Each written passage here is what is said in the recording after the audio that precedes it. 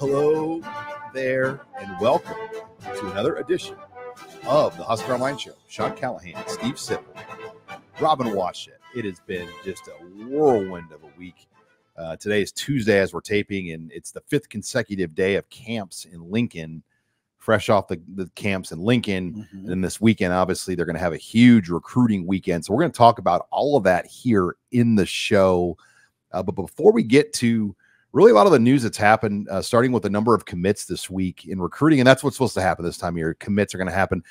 We've got a presenting sponsor here for the next few weeks, and we're proud to welcome in Zipline Beer. And I know, Robin, you and I both have been big fans of Zipline Beer over the years, and it was exciting news that they're going to be a part of the Husker Online Show the next few weeks. So this Father's Day, raise a can of ZipLite. This is the fresh new beer from Zipline Brewing Company. It's made right here in Nebraska. ZipLite gives Dad the light beer he deserves, whether he's mowing the lawn, out fishing, tailgating, or just enjoying a great garage beer. ZipLite is the perfect companion. After a long day, Dad can relax with a cold ZipLite, savoring its refreshing taste with only 95 calories and 2.7 carbs. This Father's Day, give him the gift of quality time and quality light beer. ZipLite, because Dad deserves the best. Please drink responsibly.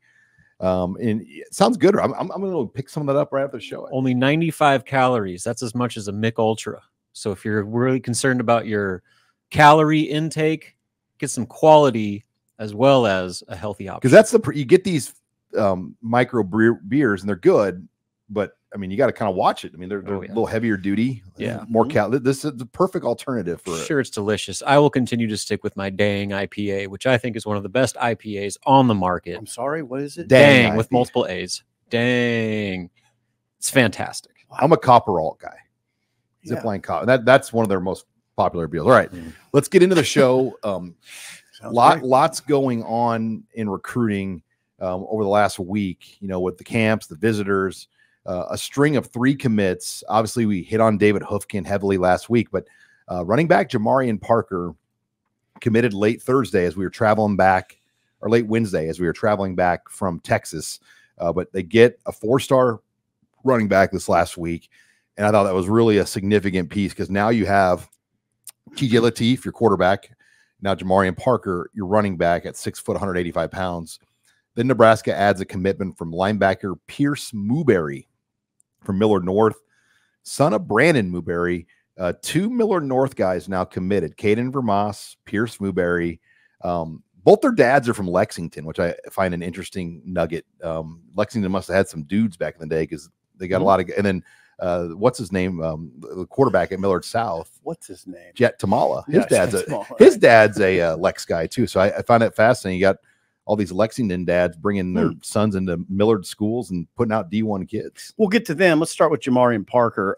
Decisive runner, really decisive. He makes his read and rips upfield. I mean, the one thing I always look for in running backs is, do they run with abandon? He runs with abandon. I mean, he's interesting to me. If you watch his film, he's like, I call him Jamician Parker, the Magician Parker,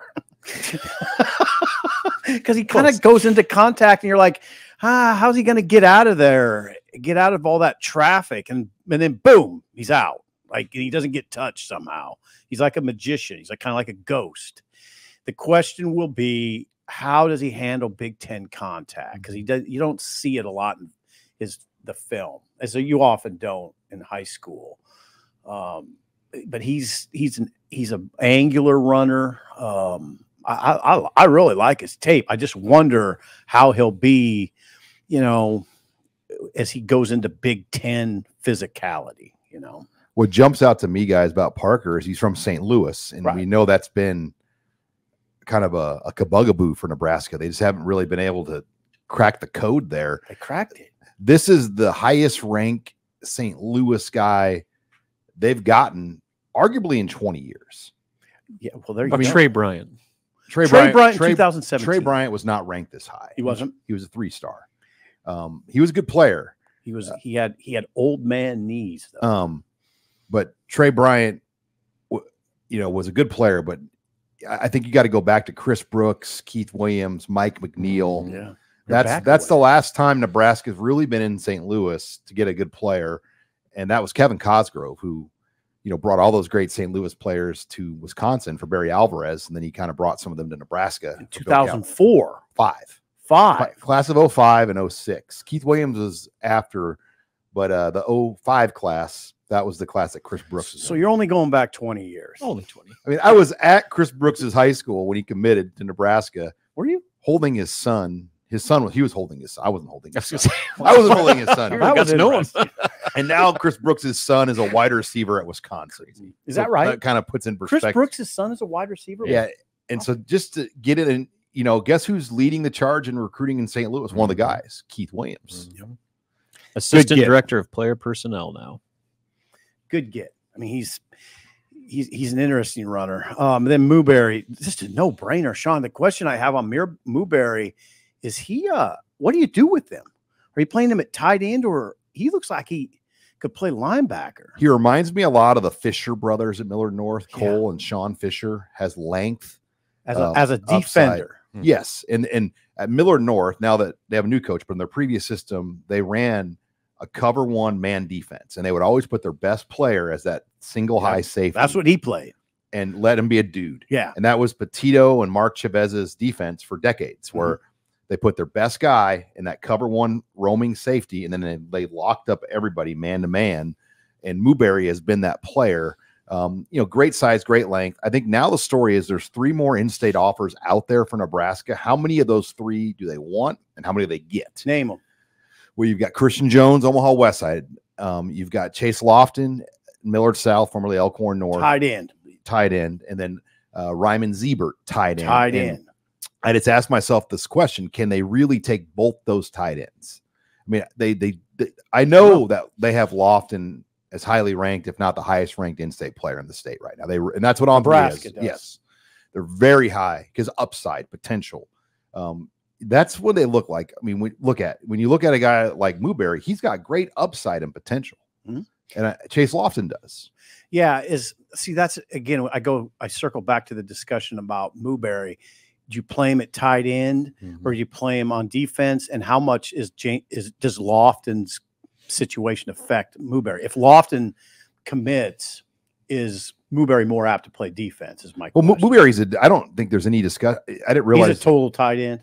No, Mooberry's a linebacker. Oh, he's playing linebacker. Yeah, I didn't even. I've never heard anybody say. Did you read that somewhere, or you just? I felt like I did. Well, Brian Munson in his what does it mean? He said Nebraska sees him playing defense, but he's athletic enough that he could play tight end. That's probably at the next. Yeah, he's strictly been recruited by everybody as a linebacker. Okay, that makes sense. They play him on that back spot just because he's their dude, but he's a guy that you bring in the box and he plays linebacker.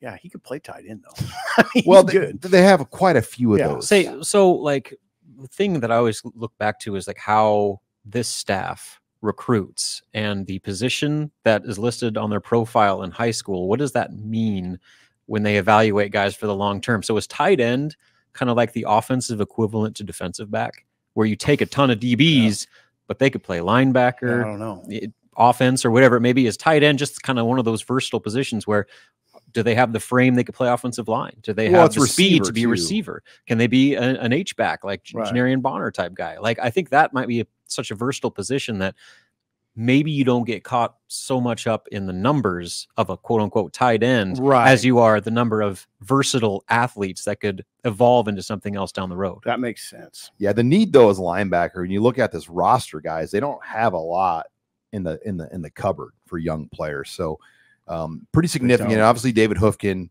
was the German recruit they added, but another big topic of discussion, guys, and we're going to hit on this in our next segment. Jalen Gramstad, the NAIA National Player of the Year, National Championship quarterback. He's played in 2 straight national championship games. He showed up on a whim to Nebraska's camp this past Monday. We're going to discuss Jalen Gramstad, the possibility of him joining the Husker football team next. You're listening here on the Husker Online Show. And we're back here on the Husker Online Show. Sean Callahan, Steve Sipple, Robin Washut. Again, Husker Online Show brought to you by Zipline Beer, particularly ZipLite. thanks again to Zipline as our presenting sponsor for this week's Husker Online show. And before, guys, we get into some quarterback discussion, Husker Online show is brought to you as well by Ellerbrock-Norris. They've been helping Nebraska business owners protect their purpose for over 120 years with risk management solutions built for local businesses. Ellerbrock-Norris partners with you on commercial insurance, group benefits, business exit planning, safety, and more. Start thinking long-term with your business and create a long-term risk management strategy to protect it. Are your employee benefit costs going through the roof? Talk to Ellerbrock. Are workplace injuries skyrocketing your workers' compensation costs? Talk to Ellerbrock. Hoping to retire in the next 10 years and sell the business to family, key employees, or even a friendly competitor? Talk to Ellerbrock. Ellerbrock-Norris is helping you protect your purpose, whether it's your business and the employees in it, your life outside of work, or your future retirement goals. Head to ellerbrock-norris.com/HuskerOnline today to get your free risk evaluation. Thank you again to Ellerbrock-Norris. All right, guys, I want to bring this topic up, and I wanted to have a whole discussion on it because it really fascinated me this week. You know, we got an idea kind of who was at this camp, and I look out there on the field, and there's Jalen Gramstad, and he's the reigning NAIA National Player of the Year. So essentially the NAIA Heisman winner. Won the national title as a starting quarterback in 2022, was national runner-up in 2023. He's done everything you can do at the NAIA level. 6,000 yards passing, led NAIA in passing yards last year as a quarterback. He's been a winner, high school state champion, national champion, player of the year. And on a whim, he just shows up to Nebraska's postgraduate camp. Post-grad camp. And he didn't tell anybody other than his dad. He goes, Dad, I'm a lifelong Husker. I've wanted to play at Nebraska my whole life. I've done everything I can do at Northwestern. I just want to give this a try, and I just want to size it up. I want to come in there and see what I can do. And he kind of thought it would stay under the radar. I don't think he realized that coaches. Sean was going to know you were going to be. Well, not only, I mean, coaches from his own conference were there. Right. So Jeff Jamrog and the entire Midland coaching staff, Peru State College and their staff were there. And this is the Johnny Manziel of NAIA football. I mean, it's a good comparison. And you know, when he's in there working out, they're probably like giddy. He's like, we might get rid of this guy. He's not going to have to play him next year. Oh yeah, he's a terror at that level. I mean, he's a terror. That he's interesting. He's really intriguing. I would just say Nebraska coaches have to be intrigued. I mean, I watched him. I watched his highlights, his film. The only thing would be is if he can't make all the throws. Now, Sean Robb said he can. You watched him. You think arm strength's not an issue? Well, I'll put it this way. In 15 games, he only threw 9 picks this year. 37 touchdowns, 9 Yeah, picks. and 3,600 yards passing, give or take, which led NAIA. And he's essentially almost 1,000-yard rushing quarterback. He can run. That's the thing, Rob. He's a legit. He'll keep plays alive at the very least, but he can hurt you with his feet. He played safety the first part of his career at Northwestern. He was recruited there as a safety because they had an All-American quarterback at Northwestern. So he played safety at a high level, and then told the coach, "Look, when it's time, I'd like to play quarterback." And it became time, and he became a star at quarterback. So I'd point out the safety part because he's athletic. So I don't know. It just looks to me, God, I hate to say no-brainer in this situation, but it seems like close to that. Well, they've needed a fourth quarterback. We've known that. I mean, I don't consider Luke Longville, Bodie Sokup. I mean, I don't look at them as a viable fourth guy. You know, that. Do you look at this? Do you look at Jalen Gramstad as a viable fourth guy? Absolutely. I mean, ask yourself this question.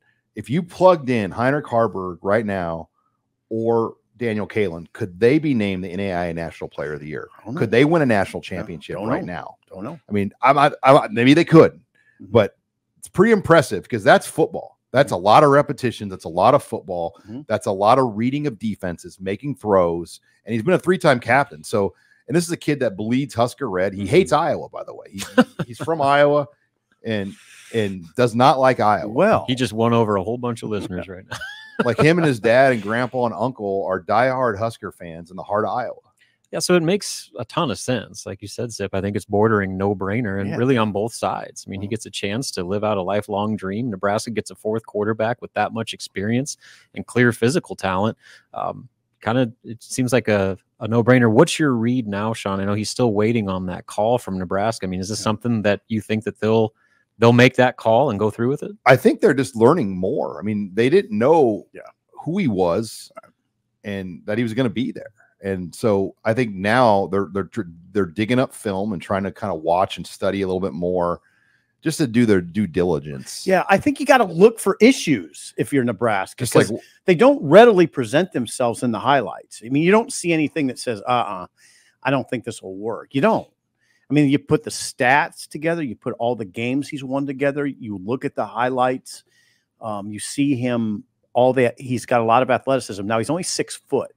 That doesn't bother me that much, but I mean, would that bother them? I don't know. Well, you're looking at just a good guy to bring in the room. And how many guys can you find that have his resume that are okay with the situation, that understand the situation? Yeah, that was my whole thing with this whole fourth quarterback, like bringing someone in the offseason. It had to be the right guy, like someone that knows that you're entering a room with Dylan Raiola, with Daniel Kaelin. Right. Like, you got 2 young quarterbacks that have come highly acclaimed. You got to understand the situation. Right. And so there's not a lot of guys that would want. And here he is. Sounds like he does. He just shows up on your campus voluntarily. I mean, the right guy shows up on your campus. I mean, he didn't even get invited. Yeah, he doesn't even get invited. He just shows up and says, "I'll be that guy." Yeah, my initial thought was like, God, I mean, I don't want to say tampering, but I'm like, did Nebraska like kind of put a feeler out? Hey, like it just felt like that kind of stuff. There is no transfer portal in AIA, so they're not a part of the NCAA. So there's no red tape, but he has 1 year of eligibility plus a 4-game red shirt. So he theoretically could be here 2 years. Mm-hmm. And look, what are the odds? I mean, I'm not saying Kaelin or Harburg would leave, but you never know. No, you never know. And, so you just to have another, just a guy, and he wants to be a coach. So I look at it as like, hey, he's played a lot of football. This would be a good guy to have next to Raiola. Think about what we're talking about. What is Nebraska? How do they kind of sell their recruiting style? They always say we want football players and winners. Here's a guy who played safety for 2 years at a high level. He's good safety. I watched his safety tape at West Lyon High School where he played. He was good. A lot of his highlights are from the safety position. He's a football player, and it just makes so much sense. It's amazing that he showed up at this post-grad camp. He didn't tell his coaches. Didn't tell his Northwestern because coaches. He didn't expect anybody to know. He thought it was a closed workout. Nope. See, now if I'm on the Northwestern staff, I'm not saying I'd be angry, but I'd be like, oh man, he's not on a full ride. Like, might lose it. So I was asking him this. I go, how does that work? I mean, you're the best player in NAIA. Like, do you still have to pay? He's like, yeah, I still pay like at $2,000-3,000 a year. I pay the least amount you're allowed to pay, essentially, because it's non-scholarship. Right. We're doing this on Tuesday. We'll see what happens. I imagine this could all go down fairly quickly. Yeah. I mean, I think look, they took Luke Longville last year.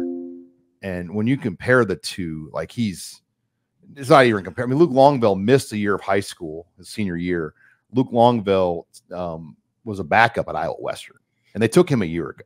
So if you're trying to compare it, Jack Wolke, I mean, not even comparable. So I think when you're starting to look at what they have, and I think about like what happens if somebody leaves that room, the other of those three. Yeah. This is kind of like another version of like a Joe Gans or Noah Vedral, like a guy that you could just have in that room that wants to be at. Now Noah left, but like a guy that wants to be at Nebraska, wants to be a coach someday. Yeah, I guess what they have to do is try to pick him apart a little bit. Just see if they can find things where they say, no, this doesn't work. Like I said, they're not readily presentable to me, but I haven't watched every play. They'll watch probably just about every play. I mean, how many guys out there have that much quarterback film and accolades? Not very many. No. I think it's notable, too, that they took him basically on a de facto unofficial visit after the camp. They just toured him around. I mean, he got a personal tour of the facilities and all that. I do think that they told him they're going to watch his film. So I don't know. Seems kind of like a inevitable thing. I think so. I mean, we're trying to find reasons why it shouldn't happen or won't happen. That's what I'm doing. I'm just trying to find reasons why it wouldn't work. It makes too much sense for it not to happen. Yeah. And also, if you brought another guy in, you wouldn't want somebody that would be like with a resume that are like, if you're the Raiolas, like, God, are they bringing this guy in to like push. I mean, and look, I'm not saying, but Raiola's really good. I believe that. I think he's going to be really good. I do too. And so this is a piece that would support and help Raiola. It would help him. Another check on the side of, yeah, why not? This guy could really help Dylan, I think. I mean, he understands the position at a high level, obviously. You can watch him and tell he understands the position. So Sean, it just makes a lot of sense. Well, at that level of football, to make the national championship back-to-back year, that's not easy. No. Watch his film. It's good. He's good. He's a good player. So we'll see where that goes. And if they give him a call, and it will move quickly, he'll just show up to Lincoln the next day. It's back-to-back weeks, Rob. Back-to-back weeks. Really interesting stories. Hufkin was interesting. That whole picture. And then this picture, this guy just shows up in Lincoln, the NAIA National Player of the Year. Just shows up for a post-grad. Let me ask you this, happens to be a quarterback in a situation that Nebraska would like to address. What were the two biggest portal needs coming out of the spring? I'll just answer my own question. Yeah. Please a fourth quarterback Yeah. and tackle depth. Oh, God. Good point. What did Hufkin Yep. and potentially now Gramstad address? I mean, I think in this case it'd be a walk-on, obviously, but there's ways to be creative now with walk-on. So was there any tackles at that post-grad camp? No, it was a light group. I mean, there were 4 or 5 guys there that were good players. But this is the one. And look, they have to be very careful about walk-on and ads right now because they don't know the future. Like, you're going to see Nebraska be really, really careful with adding walk-ons, because what they don't want to do is find out that they're going to cut roster sizes down and they take all these walk-on commits and they have to cut them loose. Right. So that might be one hole. Okay. But again, this is a premium spot. Right. Yeah. So post-grad camp, think about it. Last year they got James Williams out of the post-grad camp. This year it might strike gold again. I mean, they struck gold with James Williams. Yeah. They did. Especially with the developments this offseason that you're talking about. Yeah. Not only is he a pass rusher, maybe he could become one of the main pieces of the defense. I mean, that post-grad camp looks to be bearing serious fruit. Yeah, there were 8. I think there were 8 media members there. I mean, so it was heavily covered. I mean, how many places in America have 8 people covering a camp with 40 players in it? Not many. So yeah, Gramstad, I think, realized quickly it wasn't going to stay quiet that he was here. Well, I get that why he would think that, though. It's just a post-grad camp, just going to show him what I can do. Nobody will notice. This is Nebraska. Well, yeah, and Sioux Falls and Sioux City in that area. I mean, it's a pretty big headline in that part. I mean, they were talking about. I mean, he's the big football player in that part of this country. Yeah. All right. When we come back, we are going to talk about some big name targets on the board and also the recruiting weekend ahead. You're listening here to the Husker Online Show. We're back here on the Husker Online Show. Sean Callahan, Steve Sipple, Robin Washett, as again, Husker Online Show brought to you by our new presenting sponsor, Zipline Beer, and particularly ZipLite, their new light, low-calorie, 95-calorie beer. Give it a try. Thanks again to Zipline as our presenting sponsor. But Husker Online Show is also brought to you by Omaha Steaks, another one of our proud sponsors. With Father's Day almost here, are you struggling to find that perfect gift for the man that has everything? The one solution is simple. Give him the unforgettable experience of Omaha Steaks, because a world-class dad deserves a world-class steaks. This Father's Day, the experts at Omaha Steaks have made it easy to put a smile on the big guy's face. They've got tons of gift packages starting at just $99 when you use the promo code Huskers at checkout. Get in there to Omaha Steaks. Try any one of these great products they have, and the promo code Huskers, as they've got all these different great steak packages. You still got time to get that order in and get it shipped out for Father's Day. That's at omahasteaks.com with the promo code Huskers at checkout. Thanks again to Omaha Steaks for sponsoring us here on the Husker Online Show. Okay, big recruiting weekend, but still a couple of big name targets to keep tabs on as well for Nebraska. Linebacker Dawson Merritt back from Alabama. Then Michael Terry, the 5-star athlete, back from Texas. And, really tough situations. I mean, I think Michael Terry is the one you wonder, he's from San Antonio, right near Austin, Texas. He shows up to his visit at Texas, Lamborghinis and sports cars, everything up. I mean, they had a huge visit weekend with red carpets and Lamborghinis and sports cars, you name it. I think with Nebraska, what they have going for them is the plan to use Michael Terry. They have presented the best way to use him as an athlete, like a Deebo Samuel type. I think Texas actually has told him defense. Well, there you go. You've talked to him, Sean. What was your feeling? You talked to him at that event in Nashville. Yeah, 2 weeks ago, and it felt like Nebraska was in a very good position. Yeah.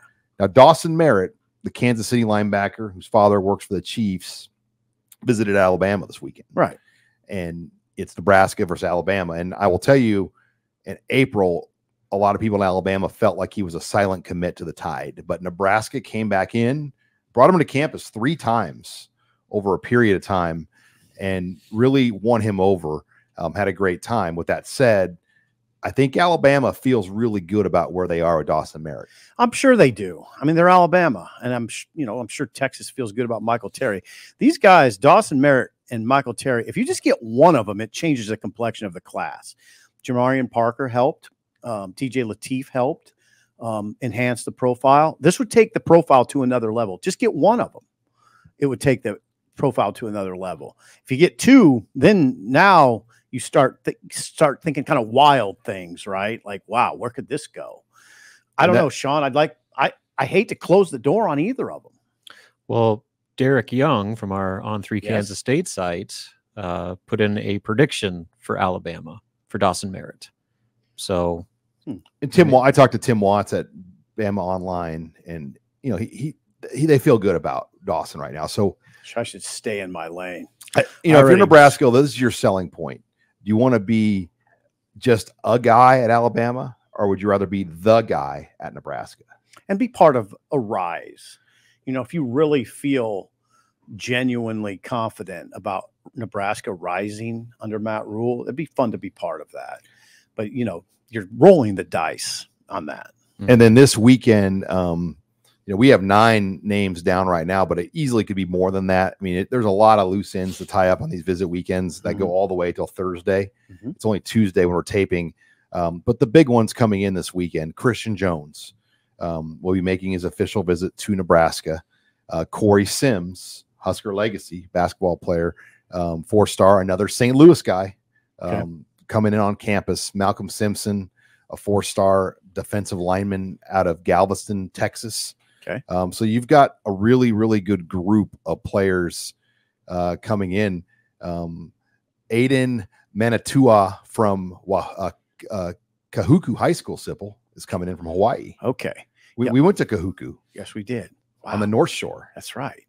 Well, yeah, I watched the bigs the closest. The big players, the linemen, are what will put you over the top ultimately. I'm not saying that, running backs, receivers, safeties, corners are a dime a dozen, but there's that. I mean, one thing I learned when we were out there, Sean, in Texas, those coaches kind of speak of it that way. Oh, you can always find safeties, corners, receivers, even quarterbacks. That's the discussion, but not with bigs. Those guys are the ones. So I'll watch those guys that, the Malcolm Simpsons. Can Nebraska land those big boys? And then the next weekend, the 21st, will be another big one. So they've really focused their efforts on 2 weekends. There's 15 names on that weekend. Now, Jalen Williams just committed to Michigan, so he'll be off that list. We just have to update that. Okay. And he's been a lean to Michigan for a long time.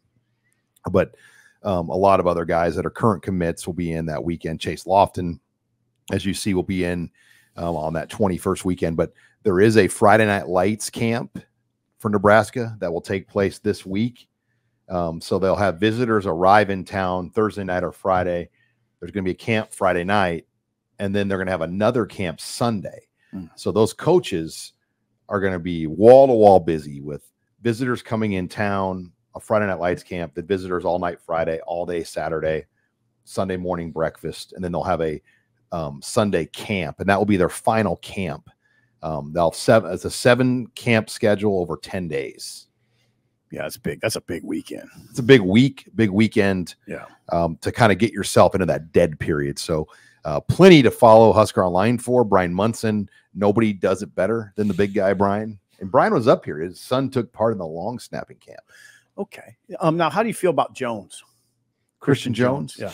Again, he's going to have to come here. I think Nebraska's recruited him for a long time. He's been here several times.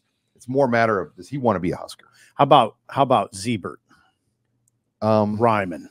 Again, I think tight end need. Like, how can you take both Chase Lofton and Zebert both? Like, that's the question that I don't know if you'd get like a clear answer on. Okay. Because they've loaded up on tight ends. And what position does this state produce more than any? Tight ends. Mm-hmm. So if you lose him or you can't get both, I don't look at that as a huge loss, because that's the one position that this area produces. Yeah, after my Mooberry take, I got to kind of stay in my lane, to be clear. Yeah, I was like, Mooberry is a tight end. You're the only person I've ever heard say that, along with Jordine Ball's name. And I mean, you've had some really original ones. Well, he's a linebacker. There's tight end plays on his film. So that's where I got it. He caught 3 touchdowns. Yeah. They moved him around. Yeah. And I read that. I think I read that line in Brian's breakdown. And it's kind of like, where did you ever see this at? Like, they've got like world-class tight ends on this roster. Yeah, they do. All right. When we come back, Abby Barmore will join the show, add sanity to the program, take your questions in the mailbag. You're listening here to the Husker Online Show. And we're back here on the Husker Online Show. Sean Callahan, Steve Sipple, Robin Watchett, Abby Barmore. Again, we're brought to you by our presenting sponsor, Zipline Beer. Thanks to Zipline. They're our presenting sponsor here of the Husker Online Show. Make sure you get out and get a pack of their new beer, ZipLite. Just 95 calories. Find it today. 2.7 carbs. That's ZipLite. All right. Before we get into the mailbag, we're brought to you by who, Steve Sipple? Oh, Larson Motors. If you're looking for a new car, you know what? I'm doing this on the fly. I didn't get my phone out. Did you notice that? I know. I was like, I'm going to get him this time. You got it. Yeah, you got me. Yeah, just go down to Highway 2, go to Larson Motors. Great people. Chevrolet. What can you get at Larson Motors? Chevrolet, Hummer, Ford, Ram, everything. I mean, basically Hummer. Yeah, Hummer. Anything you basically want. It's right down Highway 2. I imagine on a hot day, you can go in the showroom. It'll be very cool and nice. The people there are great. You might as well take an afternoon and do it. This is a good time to buy a car. Real people. Real people, real deals. All right. Thanks again to Larson Motors. And I like the ad-libbed version by Stephen. Came from the heart. Best one yet. That was natural. There's a few brands I didn't get, but Buick, get it. They're all Buick. there. Yeah, they're all out there. They're all there. Check it out. Yeah. You're not going to find a Tesla out there, though, probably. Good God. Okay, so let's all right. Use the mailbag. All right. Out of Nebraska's first 7 games, excluding Colorado, who do you see as the toughest matchup for the Huskers and why? It's a hard question. I think Rutgers might be the best team. It's a good call. But I still think going on the road, I think Purdue's going to be in a pretty desperate spot. Because, Purdue's first set of games is difficult. And they're going to really, really need to beat Nebraska. So that's going to be hard. But I think Rutgers is the best team. And Rutgers might even be better than Colorado. Yeah. I think that I would lean towards Rutgers. I disagree with you on the road game. I think Indiana would be the tougher road game because Indiana's got legit skill players. New head coach, though. Yeah. Yeah. Probably better head coaching situation than Purdue, though. New head coach who has never had a losing season in 13 years as head coach. Yeah. I think that Signetti is who we're talking about. Can get them going pretty quick. And it's not like they're bereft of talent. They have good skill talent at Indiana right now. They do. So, Sean, I'm going to go Indiana. Indiana would be the number 2. I'm going with Rutgers will be the toughest game. And the other thing about Indiana, too, is the way their schedule shapes up. It's just as favorable as Nebraska. So they could be rolling with 1 or 0 losses going into that game, too. And so momentum on the road in a game like that could play a factor. Somebody must have done the Indiana spring preview. I did do the Indiana. And they do have good skill, right? They do. Yep. So the offense won't be an issue. They're going to throw the ball a ton. They're going to put a bunch of points.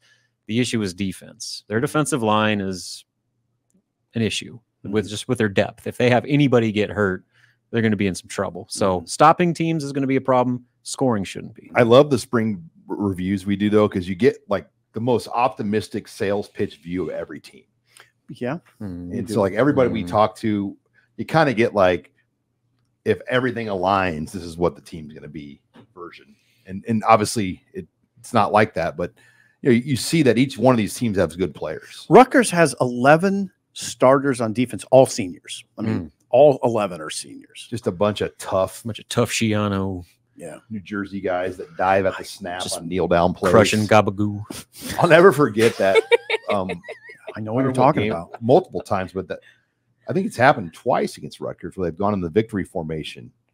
And I mean, they dart at your knees. Yeah. And Shiano did that in the NFL too. They did it against the Giants when is that right? We whipped Tampa Bay and they were trying to dive at knees and almost took out Eli. Donovan went at him. He did.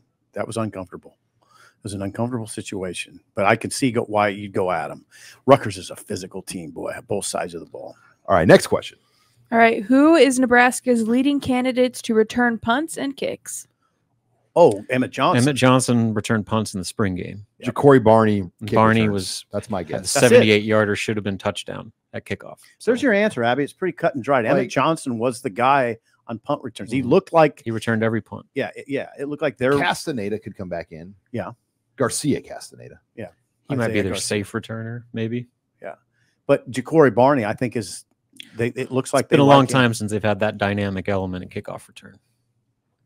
Okay, next one. Adrian Martinez was named the MVP of the UFL. What are your thoughts on his success at the professional level? I'm happy for him. I mean, he obviously got benched in the last game. Do we know if he's starting the championship? We don't know, but I would be shocked if he doesn't. Shocked. You bench the MVP in the championship game? MVP just because of a bad quarter or two? No, I think he'll start. Oh, I'm happy as hell for him. I think he's put himself in position to get to the NFL. I think he could go right from the UFL into – it is the UFL, by the way. Yes. I think he could go right from the UFL into a camp. I think that's probably what will happen. Yeah, he'll get a shot. He got a shot last year, too. Yeah. He was with the Lions. And he thought he was going to make the Lions. Yeah. So he thought he was going to make He'll get a shot. It doesn't matter if he sticks. Last Husker player to be MVP of a spring league. You know the answer to this? Ooh, Sean. DeMornay. Lawrence Phillips, 1999. Was he the MVP of that league? Yeah, they won a championship. The European League. He rushed for 1,000 yards in NFL Europe. Was it? Oh, NFL Europe, yeah. Which was basically UFL now. But he was the MVP. Yeah, he went right to the 49ers. I'll be darned. Missed the pass protection on Steve Young. That kind of ended his career. That'll do it. Talent was never an issue there. No. Next question. Do you think Nebraska will ever be able to recruit a top 5 or 10 class despite being geography disadvantaged? Well, is what they if they call get it. Dawson Merritt and Michael Terry, they'd be trending that way, top 10. It's only happened once in history. 2005. And that's it. So it's been done. It's been done. But 2005 was basically 5 years away or 4 years away from Nebraska playing for a national title. True. We're 20 some years away from that now. So I think they got to win. For it to have any chance of happening, you got to win. Yeah, and Raiola, I think if he looks really good and shows that he's, a first-round level quarterback, that will attract players here. And that's what they got to hope for. They need somebody like that can attract players here, like Ndamukong Suh did in Nebraska. I think the immediate formula is that with 9 wins or more. That's the immediate formula. I don't go 8. I don't think that raises I don't think that gets attention nationally, but 9, 10, that gets attention. Like, don't get your doors blown off at Ohio State. Play Ohio State tough. Yeah. Things like that will matter. Absolutely. All right, next question. Okay, are we ready for our last one? We can do 2-part. Yeah, go last one. Okay. First part. What non-obvious logo would you put on Nebraska football's field? I mean, there's obvious ones like the businesses that already sponsor the Huskers, but what's kind of a different one? Oh God. That's a hard question. How would you put a big old Buc-ee's logo right at midfield? We had a conversation about Buc-ee's last week. There was a Buc-ee's in Nebraska, a different version, and they sold to Casey's. I mean, can you imagine that little Casey's would be a good otter, one, gopher, whatever it is? What is the Buc-ee logo? You've been there. It looks like I mean, I know what it is, but what's the animal? a chipmunk. It's a beaver. It's a beaver. Yeah, I think it's There you go. Put that Bucky Beaver right on. I don't know, Robin. In Lincoln, there's no Bucky's around here. It would be a terrible ad buy for you have a location here. But from an entertainment and hilarity standpoint, it'd be fantastic. Okay, yeah, and we better come up with one if we're it's better than your suggestions, which haven't arrived yet. I mean, I would just like put like Omaha Steaks or just something. Omaha Steaks would be a solid Sean choice. Larson Motors. Larson Motors. That'd be Larson Motors. Chevrolet. Larson Motors would be interesting. The big Zipline logo right at midfield. How about El Toro? El Toro. There's an El Toro in town. You could do it. There are. You could do it. Mexican restaurant comes up with like 10 million. And just puts El Toro on the 50-yard line. Would it be 10 million? Would you need 10 million? It might be more than that. If your name's going to be on center field. Yeah. 10 million. It'd be a lot of money. Yes, it would. Better be. Yeah. If you're branding the midfield of Tom Osborne Field. Yeah, I have failed to come up with anything. Scooter's Coffee. Yeah. McDonald's. I think Casey's would be a really good one. They're Iowa, though. They're based in Des Moines. I have a hard time. Like Hy-Vee and Casey's do business in Nebraska, but their allegiances are to the Hawkeyes. I mean, you just don't say a bank. I mean, that's just too obvious, right? I don't know. It's a tough one. Nebraska Furniture Mart would make a lot of sense. That would make a lot of sense. They don't need to do it, though, really. Yeah, it's kind of a we'll see what happens. I will tell you this. I don't mind it at all. Like the fact that there's going to be logos on the field doesn't bother me in the least. I mean, I don't even think you'll notice hardly, right? I mean, I'm definitely not in the camp. Now, the red N, sacred. I don't know that you can put anything at midfield. Like I don't think you could put FNBO in big letters in the middle of the field. Could you do it like under presented by whatever? Put it under the end. That's what I'm saying.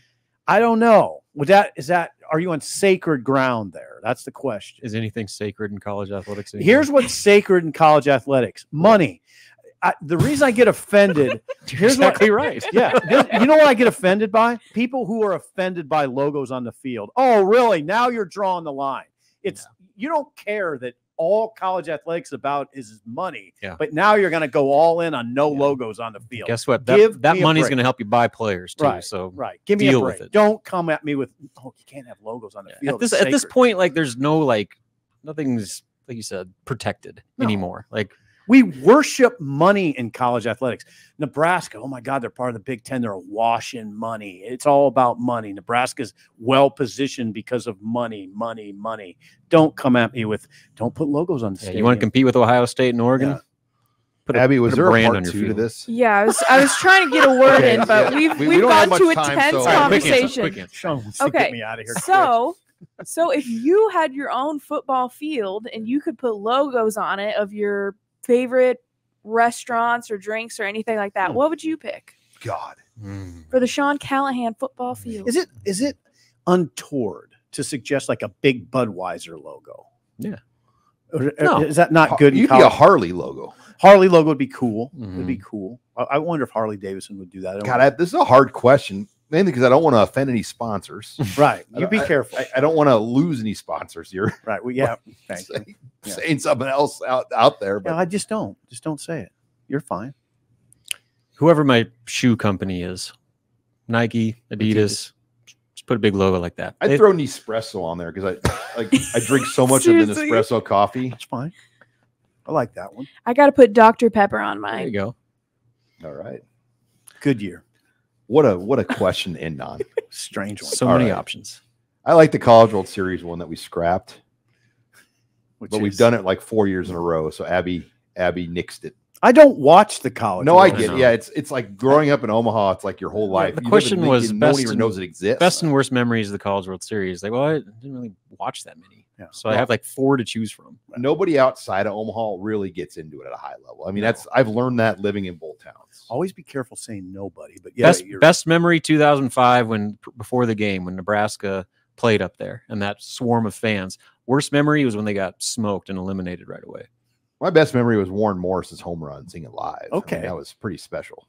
Okay, but okay, we got to come back talk basketball. on that note, land the helicopter. We'll come back from break. You're listening to the Husker Online Show. Final segment here of the Husker Online Show. Sean Callahan, Steve Sipple, Robin Washett. Again, we're brought to you this week by Zipline. This Father's Day, raise a can of Zipline Light, the fresh new light beer from Zipline Brewing Company, made right here in Nebraska. ZipLite gives Dad the light beer he deserves, whether he's mowing the lawn, out fishing, at a tailgate, or just enjoying a great garage beer with Steve Sipple. ZipLite is the perfect companion. After a long day, Dad can relax with a Colt ZipLite, savoring its refreshing taste with only 95 calories, 2.7 carbs. This Father's Day, give him the gift of quality time and quality light beer. ZipLite, because Dad deserves the best. Please drink responsibly. Thanks again to Zipline Beer, our presenting sponsor here of the Husker Online Show. And again, if you're not a member of Husker Online, make sure you check us out. We got a great promo and deal going on. 2 months for $1. Simply use that promo code NU1. 2 months for $1. Promo code NU1. Okay, let's talk some hoops, Robin, because obviously the big transfer news behind us as Nebraska picked up a big one last week. Now the focus is on high school recruiting and, kind of getting back to normalcy. Are they done in the portal, and kind of what's the priority right now? I would never say never, but I think they're operating as if they're good. Kind of like with football, if the right guy comes around, then you reevaluate the discussion. But right now, we're so late in the process that I would be surprised if they made any more further additions. Now, there's always a chance they take a late flyer on a guy like Matar Chope, like that type of international, completely off the radar developmental project, low risk, high reward type guy. But beyond that, they're not going to go get like a big name. So I think that they're set with the 12 scholarship players that they have, plus Sam Hoiberg and the Justin Bolus kid, the walk-on they got from Lincoln High. So they're feeling pretty good right now. And then Wednesday marks the start of summer workouts, individual small group workouts. It's just going to be mostly conditioning and fundamental work, like no actual real basketball stuff. That will pick up later towards the end of the month, where coaches will get involved a little bit more and do more schematic, team specific basketball work. And how long does that last? It's 4 weeks of summer stuff, and then they get some July practices to where they'll actually get to some full team work later on in July, and then they're going to take some time off in July and then come back in late August, September for the start of official fall practices. So that's kind of the timeline you're looking at. And Sean, like you mentioned, now with portal season pretty much being done, the attention goes towards high school recruiting, particularly the 2025 class. And as of today, Tuesday, was the NBA Top 100 camp down in Florida. I know Nebraska sent its full staff down there to check out some players. Amari Bynum is one of the players that they're looking at down there. And then once this passes, you get into July, and there's going to be 3 evaluation periods in July. And then once that wraps up, the last one is from the 23rd to the 25th.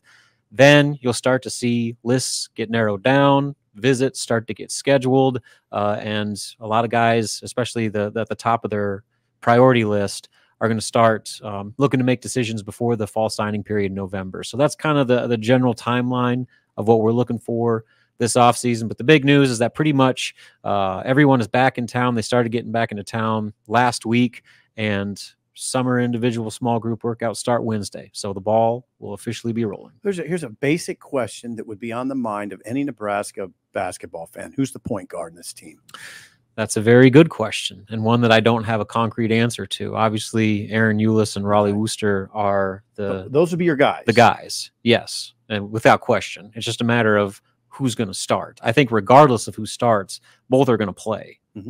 Raleigh started 100 games in his career for Craig Smith. Aaron Eulis started 27 games in the Big Ten. So, I mean, both of those guys bring a lot to the table. And I know going back to last year, obviously they brought in a veteran like Raleigh, who has as much experience as anybody on that roster. But when Aaron was practicing, he served on the scout team. The coaching staff loved him. See, one, his attitude. I like it. They really liked his attitude. During a very difficult situation for him, he kept a level of positivity and focus and helped guys get better. When they were scrambling to get Jamarcus Lawrence going at point guard and Bryce Williams taking over, Aaron Eulis played a big part in helping those guys develop mid-season, kind of on the fly. Wow. So from a leadership experience standpoint, they really like Aaron Eulis. So while Raleigh Worcester, you know, with his experience, you expect him to come in and start right away, do not rule out Aaron Eulis, because that competition is very much a coin flip. I like you can answer it. They have point guards, plural. Plural. They'll have a point guard.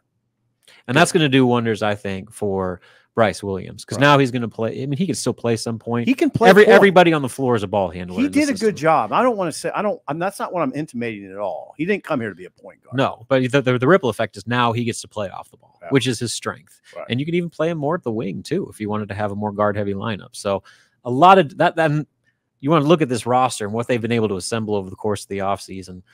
The amount of versatility and number of options and combinations that you can come up with and see as viable combination and lineups that you can put together, where you're talking about 2 different point guards, you're talking about 2 different centers and multiple wings and guards.